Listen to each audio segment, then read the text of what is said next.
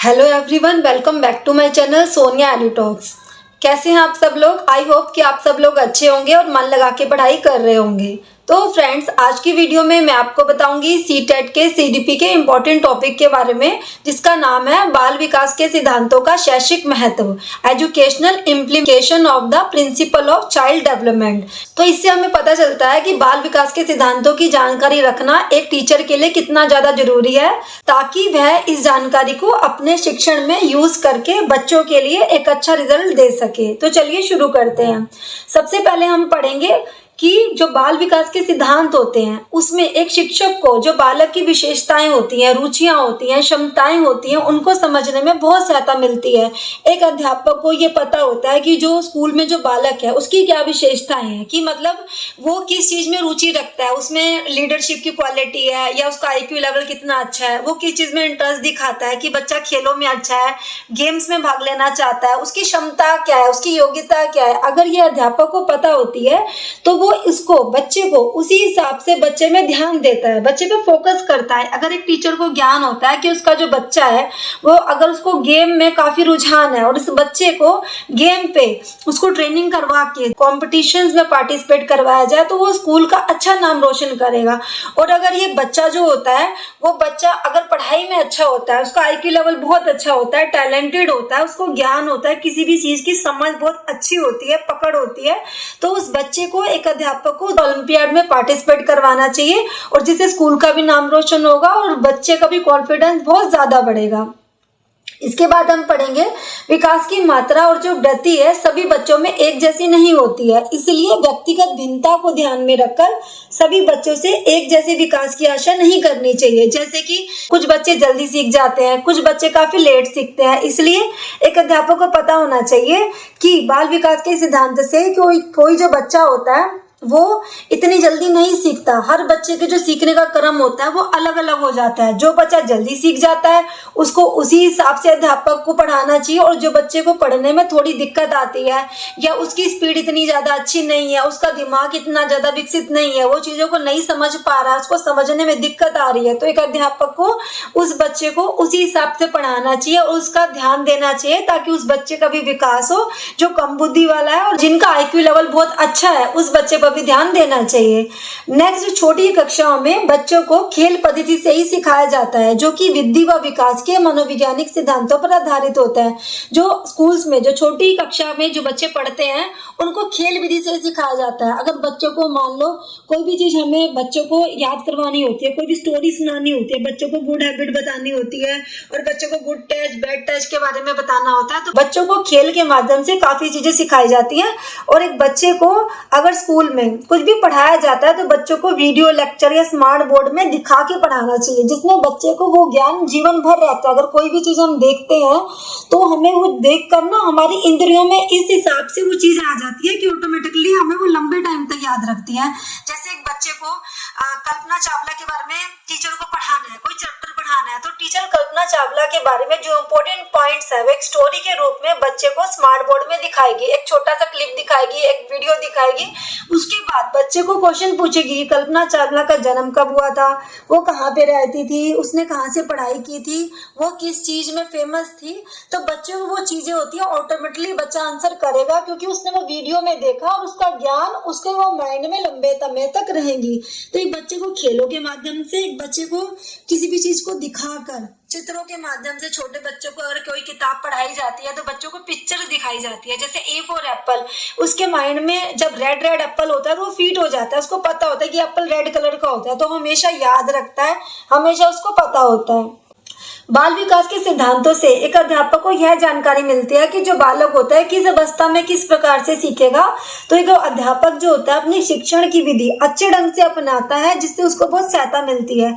जैसे एक अध्यापक को पता होता है कि जो बच्चा जो होता है जब शैशव अवस्था में होता है 0 से 2 साल की एज में, इन्फेंसी में, तो बच्चे में सीखने की गति बहुत ज्यादा तेज होती है, बच्चा हर चीज को बहुत जल्दी सीखता है। लेकिन जैसे जैसे उसकी बाल्यावस्था आती है तो सीखने की गति थोड़ी कम हो जाती है, और जैसे जैसे किशोर अवस्था आती आती है, उसकी तूफान की अवस्था आती है, आंधी तूफान की, तो बच्चे की सीखने की गति बहुत ज्यादा तेज होती है, उसका मूर्त चिंतन भी शुरू हो जाता है, क्योंकि उसके शरीर में बहुत सारे हार्मोन चेंज होते हैं, और उसके शरीर में जो हार्मोन चेंज होते हैं उसमें बच्चे को बहुत दिक्कत आती है, तो उसको बहुत सारी समस्याओं का सामना करना पड़ता है। तो अध्यापक को पता होना चाहिए कि किस अवस्था में ये कैसे कैसे सीखेगा, और बच्चों पर ध्यान देना चाहिए, और पेरेंट्स को भी ध्यान देना चाहिए। एज ए पेरेंट्स भी हमारी जिम्मेदारी होनी चाहिए कि बच्चा किस स्टेज में है, इन्फेंसी में है, चाइल्डहुड में है, अडोलसेंस में है, तो बच्चे को उसी हिसाब से बच्चे पर ध्यान देना चाहिए, एक अध्यापक को और पेरेंट्स को, और बच्चे की मदद करनी चाहिए।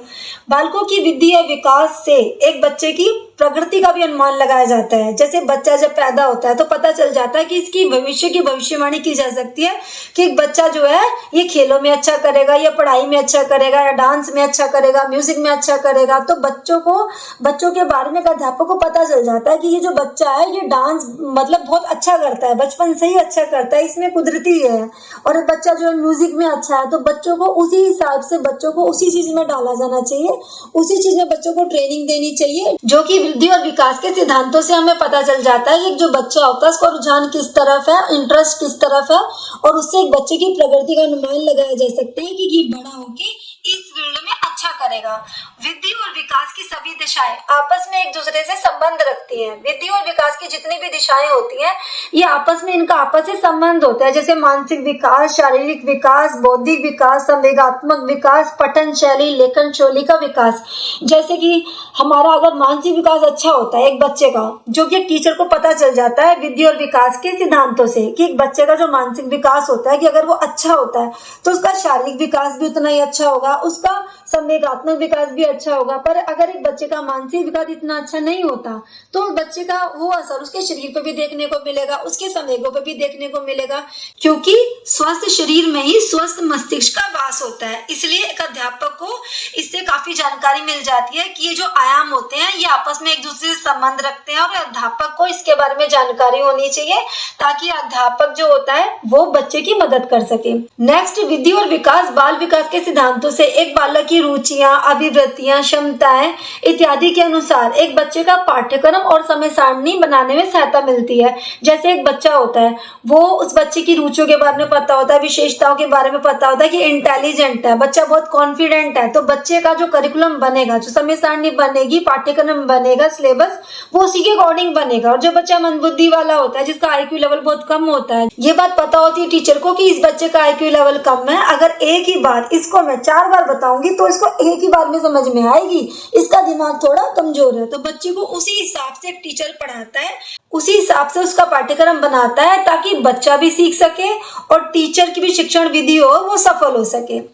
इसके बाद हम पढ़ेंगे बालक के व्यक्तित्व के सर्वांगीण विकास के लिए आवश्यक है कि एक बालक के व्यवहार की जानकारी शिक्षक को हो ताकि वह उसके व्यवहार का अध्ययन करके उसकी समस्याओं का समाधान कर सके। एक अध्यापक को पता होना चाहिए कि एक जो बच्चा है उसमें किस तरह की समस्या है, मान लो किसी मानसिक रोग से ग्रस्त है या उसकी फैमिली में कोई प्रॉब्लम है जिसके कारण उसका ध्यान पढ़ाई में नहीं लग रहा। ये बच्चा पहले तो बहुत अच्छा करता था पर अब इसके परिवार में क्या समस्या है, उसकी पेरेंट्स से काउंसलिंग करनी चाहिए, फोकस करना चाहिए, समझना चाहिए उसकी समस्या है। अगर टीचर को उसकी समस्या पता होंगी तभी तो टीचर उसकी समस्या का समाधान कर पाएगा और उसे अच्छे ढंग से पढ़ा पाएगा।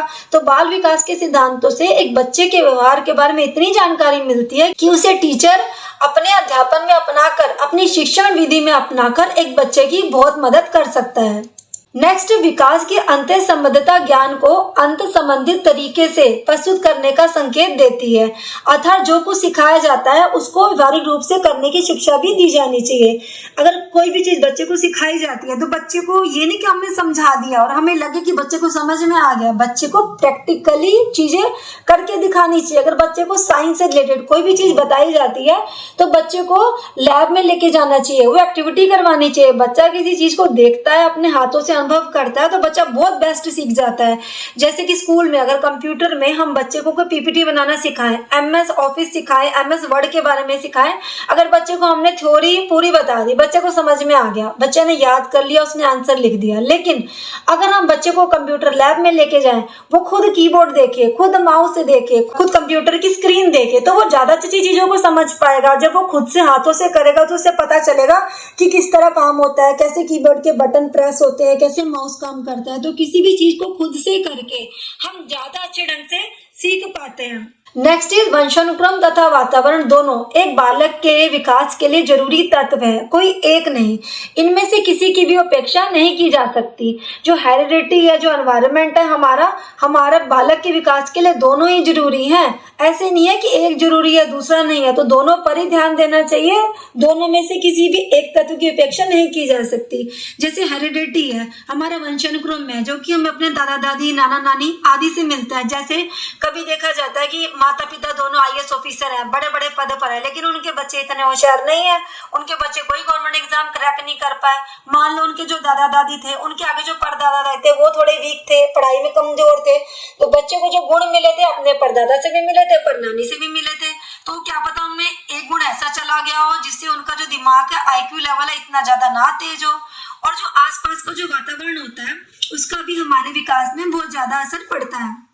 जैसे अगर एक बच्चा अच्छे पढ़े लिखे लोगों की सोसाइटी में रहता है, अच्छी जगह रहता है जहाँ पे बहुत अच्छी सभ्यता है, संस्कृति है, अच्छा कल्चर है, गुड मैनर्स है, सब फॉलो किए जाते हैं, सारे पढ़े लिखे लोग हैं उसके आसपास रहते हैं, तो बच्चे का माइंड अपने आप ही डेवलप होता है कि अच्छे लोगों की संगत में रह के एक बच्चा अच्छी चीजें सीखता है। उसके दिमाग में यही रहता है कि वो पढ़े लिखे लोगों की सोसाइटी में रहता है, तो बच्चा पढ़े लिखे कुछ अच्छा ही करता है, क्योंकि उसके सामने जो आइडल होते हैं वो अच्छे लोग होते हैं और अपना बेस्ट एग्जाम्पल पेश करते हैं। जैसे कि एक मनोवैज्ञानिक ने कहा था कि मुझे एक बच्चा लाके दे दो, मैं तो चाहे उसे अध्यापक बना दूंगा, चाहे डॉक्टर बना दूंगा, चाहे इंजीनियर बना दूंगा, चाहे चोर बना दूंगा, पर मुझे एक बच्चा लाके दे दो। तो बच्चे के आसपास के वातावरण से, उसके पर्यावरण से, उसकी हेरिडिटी से हम बच्चे के विकास में बहुत अहम भूमिका अदा कर पाते हैं, जो कि एक अध्यापक के लिए बहुत ज्यादा जरूरी है। अगर एक अध्यापक इन चीजों पर पूरा ध्यान रखेगा, अपने बच्चों के बाल विकास के सिद्धांतों की उसे जानकारी होगी और इनका शिक्षा में इसका इम्प्लीमेंटेशन कर पाएगा, तो बच्चों के लिए वो अपना बेस्ट दे पाएगा और वो अपनी जो रिस्पॉन्सिबिलिटी है टीचर की वो बहुत अच्छे ढंग से निभा पाएगा। अब हम पढ़ेंगे बाल विकास के सिद्धांतों के कुछ important previous year question paper, जो क्वेश्चन पेपर है बहुत इंपॉर्टेंट होते हैं। एमसीक्यू की प्रैक्टिस करना, अगर आप अच्छे से एमसीक्यू की प्रैक्टिस करेंगे, आपकी हैबिट होगी कि अगर आप कोई भी चीज पढ़ते हैं तो आप उसमें से कोई एमसीक्यू जो है उसके आंसर कर पाते हैं, तो आपकी बहुत हेल्प हो जाएगी। तो ये जो प्रीवियस ईयर क्वेश्चन है आप इनको अच्छे से समझ लीजिएगा, ये आपके बहुत काम आएंगे। तो चलिए शुरू करते हैं। बच्चों के विकास के सिद्धांतों को समझना शिक्षक की सहायता करता है। फर्स्ट वन है शिक्षार्थी की आर्थिक पृष्ठभूमि को पहचानने में, शिक्षार्थी को क्यों पढ़ना चाहिए यह औचित्य स्थापित करने में, शिक्षार्थी की भिन्न अधिगम शैलियों को प्रभावी रूप से संबोधित करने में, शिक्षार्थी के सामाजिक स्तर को पहचानने में। तो क्वेश्चन है कि बच्चों के जो विकास के सिद्धांत है उसको समझना, उसकी अंडरस्टैंडिंग करना एक टीचर के लिए कितनी सहायता करता है, एक अध्यापक की क्या मदद करता है। तो शिक्षार्थी की आर्थिक पृष्ठभूमि, तो शिक्षार्थी की जो इकोनॉमिकल बैकग्राउंड है, जो उससे कोई भी रिलेशन नहीं है, शिक्षार्थी को क्यों पढ़ना चाहिए यह औचित्य, यह भी इसका आंसर नहीं होगा, क्योंकि शिक्षार्थी को क्यों पढ़ना चाहिए, क्योंकि क्वेश्चन पूछा गया कि विकास के सिद्धांतों को समझना एक टीचर के लिए क्यों जरूरी है। शिक्षार्थी के सामाजिक स्तर को पहचानने में, उसका सामाजिक स्तर है, सोशल है, उसे पहचान के एक टीचर क्या करेगा। तो शिक्षार्थी की जो भिन्न अधिगम शैलियां हैं, जो उसको भिन्न भिन्न तरीकों से, उसको लर्निंग के स्टाइल से उसको पढ़ाना है, उसे प्रभावी रूप से संबोधित करने में। तो इसका आंसर हो जाएगा थर्ड, शिक्षार्थी की भिन्न अधिगम शैलियों को प्रभावी रूप से संबोधित करने में। नेक्स्ट इज मानव विकास कुछ विशेष सिद्धांतों पर आधारित है। निम्नलिखित में से कौन सा मानव विकास का सिद्धांत नहीं है। तो मानव का जो विकास है कुछ सिद्धांतों पर आधारित है। आपने बाल विकास के सिद्धांत पढ़े हैं, तो इसमें से कौन सा है जो मानव विकास का सिद्धांत नहीं है। फर्स्ट वन इज अनुक्रमिकता, सामान्य से विशिष्ट, प्रतिवर्ती या निरंतरता। तो इसका आंसर होगा प्रतिवर्ती, क्योंकि हमने अनुक्रमिकता का सिद्धांत भी पढ़ा है। सामान्य से विशिष्ट की ओर एक बच्चे का बाल विकास होता है, बच्चा पहले सामान्य चीजें सीखता है, फिर विशिष्ट सीखता है, फिर कंटिन्यूटी, निरंतरता, एक बच्चे का जो विकास होता है वो लाइफ टाइम चलता रहता है। तो प्रतिवर्ती इसका आंसर होगा, ये मानव विकास का सिद्धांत नहीं है। नेक्स्ट इज इनमें से कौन सा बाल विकास का एक सिद्धांत है। विकास परिपक्वन तथा अनुभव के बीच अन्योन क्रिया की वजह से घटित होता है। विकास प्रत्येक बच्चे की गति का सही ढंग से अनुमान लगा सकता है। अनुभव विकास का एकमात्र निर्धारक है।